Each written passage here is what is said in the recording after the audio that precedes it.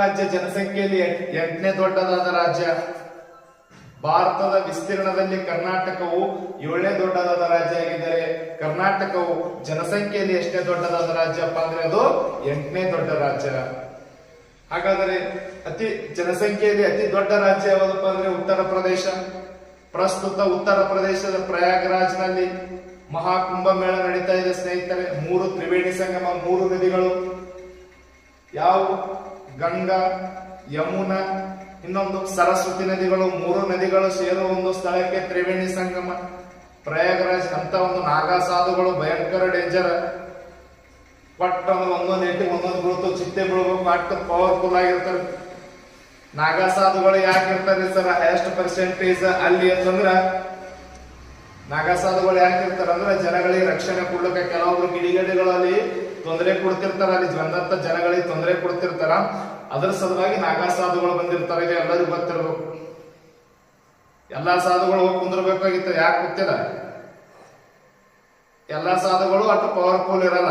But Naga ಸಾಧುಗಳು ಏನಲ್ಲ ಬಹಳ ಬಹಳ ಪವರ್ಫುಲ್. ಏನವ್ರು ಏನ್ ಬರೀ ಧ್ಯಾನ ಬ್ರಹ್ಮಚಾರ ಎಲ್ಲರೂ ಪ್ರತಿಯೊಬ್ಬರು ಬ್ರಹ್ಮಚಾರವನ್ನು ಸ್ವೀಕರಿಸ್ತಾರ. ಎಲ್ಲರೂ ಪವರ್ಫುಲ್ ಆತರ ಅಲ್ಲಗ ಅವರೇ ಸಾಕ್ಷಿ. ಒಂದೊಂದ್ ಎಟ್ಟಿ ಒಂದೊಂದು ಚಿತ್ತು ಕೊಡ್ತು, ಅಷ್ಟು ಡೇಂಜರ್ ಅವ್ರು ನಾಗಾ ಸಾಧುಗಳು.